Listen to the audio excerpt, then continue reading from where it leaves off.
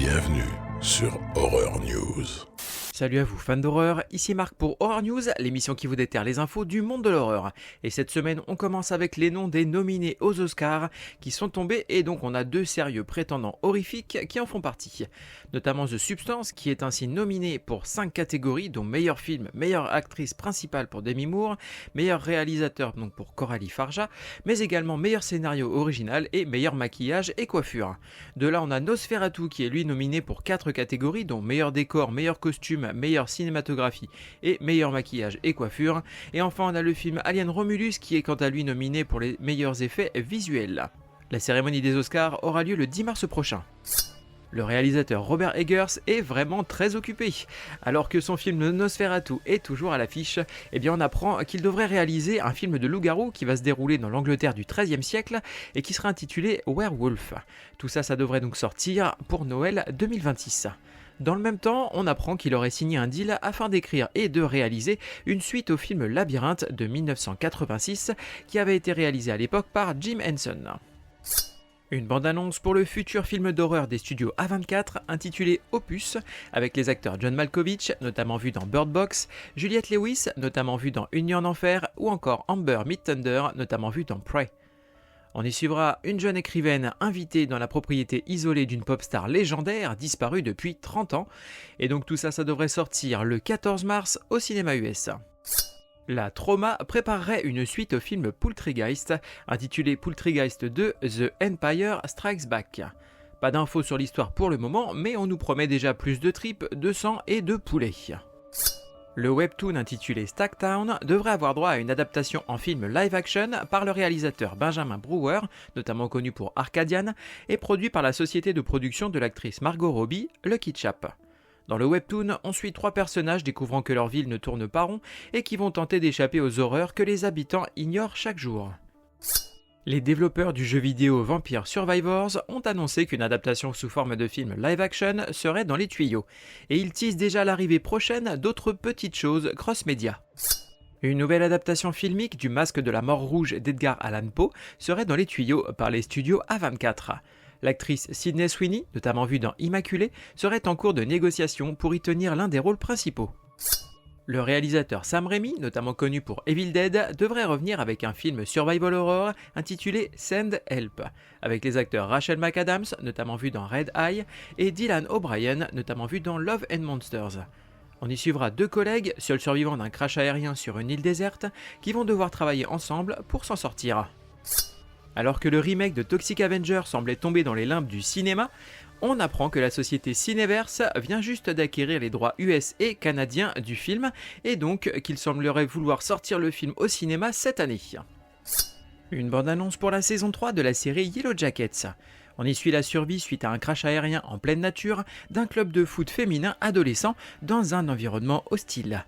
Sortie prévue dès le 14 février sur Paramount Plus aux États-Unis et un peu plus tard sur le Paramount Plus français.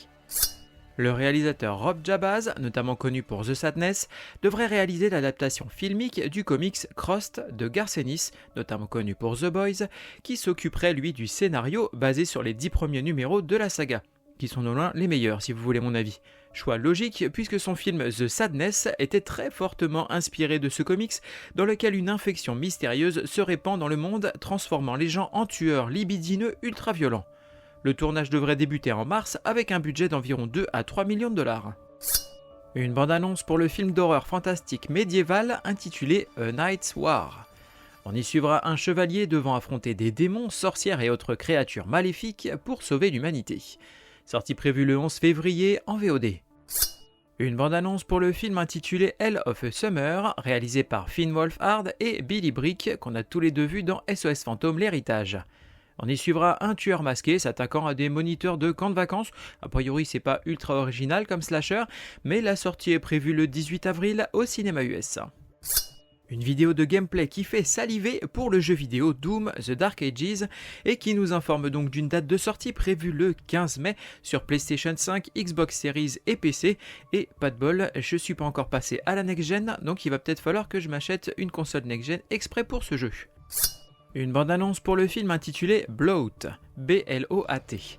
On y suivra un militaire en mission à l'étranger tandis que sa femme et ses enfants sont en vacances au Japon. Après que leur fils cadet a manqué de se noyer dans un lac, ils s'aperçoivent que quelque chose ne va pas chez leur fils. L'histoire sera déroulée donc à travers des appels visio et autres échanges à distance, un peu comme dans le film Searching de 2018. La sortie est prévue le 7 mars au cinéma USA.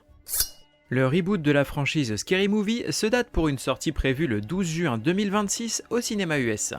Les frères Wayans, créateurs de la saga, assurent l'écriture du scénario. La franchise Resident Evil revient d'entre les morts avec le réalisateur Zach Cregger, notamment connu pour Barbare, qui devrait écrire et réaliser cette nouvelle adaptation de la célèbre saga de jeux vidéo. Il affirme que sa version se voudrait plus horrifique et fidèle au jeu. Bon, en même temps, on nous avait déjà dit ça pour le dernier et on a vu le résultat.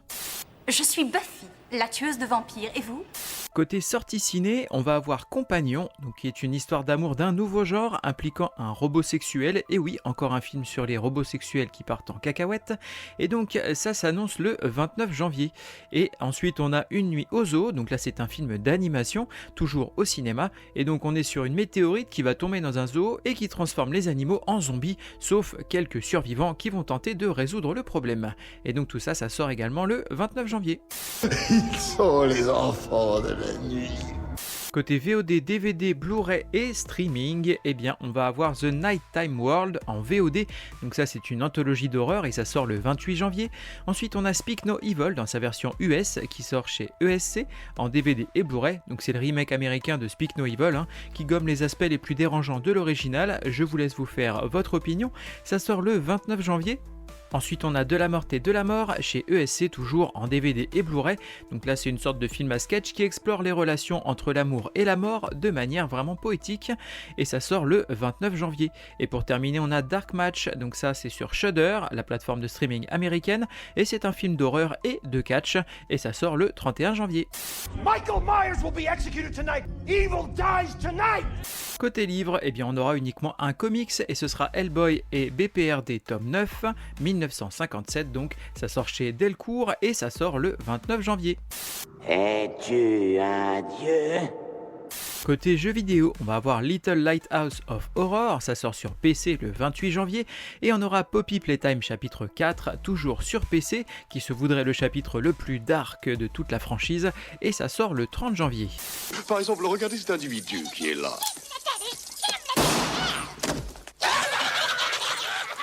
Terminons cet épisode avec des recos et on aura le festival de Gérardmer, donc le plus célèbre des festivals de cinéma fantastique et horrifique de France, qui revient encore cette année avec des invités prestigieux et de nombreux films à découvrir en salle avant d'aller boire un petit vin chaud. Tout ça c'est du 29 janvier au 2 février. Ensuite, on aura les précommandes pour le prochain livre de l'ami Damien de la séance de minuit et de l'heure fantastique qui sont ouvertes, donc ça s'intitule Légendes urbaines, histoire terrifiante à travers le monde et ça vous fera voyager dans différents pays à la découverte de nombreuses légendes urbaines effrayantes. Rendez-vous donc sur la page YouTube sur laquelle vous trouverez le lien de précommande, donc comme je vous le disais, c'est soit la séance de minuit ou l'heure fantastique et la livraison est prévue pour Halloween. Merci à vous d'avoir suivi cette émission, je vous invite à me suivre sur les différents réseaux sociaux, que ce soit Instagram, Facebook, TikTok ou même YouTube et à partager le podcast autour de vous. Il ne me reste plus qu'à vous souhaiter bonne semaine et bon frisson.